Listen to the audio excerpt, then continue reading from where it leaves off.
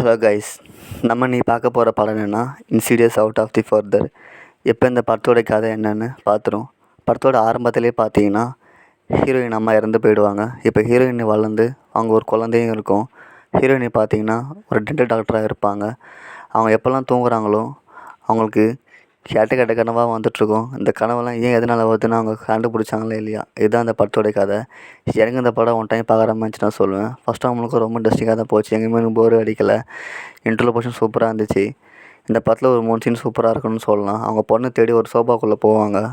அந்த சீன் ரொம்ப நல்லா இருந்துச்சு. செகண்ட் ஹாஃபில் ஒரு பொண்ணு நாய்க்குட்டியோட ரூமில் ஒழிஞ்சிப்பா. அந்த சீனும் தரமாக இருந்துச்சு. செகண்ட் ஹாஃபில் பார்த்தீங்கன்னா அந்த டீமன் உலகத்தில் போயிட்டு தான் அம்மா அப்படியே செத்தாங்கன்னு ஹீரோயின் பார்ப்பாங்க. அந்த சீன் சூப்பராக இருந்துச்சு. டூர்ஸ் கிளைமேக்ஸுமே ஆஷிஸ்லாம் இருந்துச்சு எனக்கு. இப்போ வர எல்லா பேய் படங்கள்லாம் பார்த்தீங்கன்னா பாடி அரை வச்சுட்டு ரத்தம் தெறிக்கி எடுக்கிறாங்க. அந்த வகையில் இந்த படம் எவ்வளோ பெட்டர்னே சொல்லலாம். பட் இந்த படத்தில் கர்ணம் வர மாதிரி ஒரு 2 3 சீனு வரும். ஒரு ஹாஸ்பிட்டலில் ஒரு சீனு வரும். அந்த சீனை அவங்க பார்க்கவே முடியல படத்தில். ஓவராலாக இந்த படம் எனக்கு ரொம்ப என்ஜாய் பண்ணி தான் பார்த்தேன். இந்த படத்துக்கு அந்தளவுக்கு பெருசாக கூட்டம் இல்லை. இன்னும் ஒரு 20 பேர்கிட்ட தான் இருந்திருப்பாங்க. அவங்க எல்லாமே இந்த படத்தை ரொம்ப என்ஜாய் பண்ணி பார்த்தாங்க. நானுமே என்ஜாய் பண்ணி பார்த்தேன்.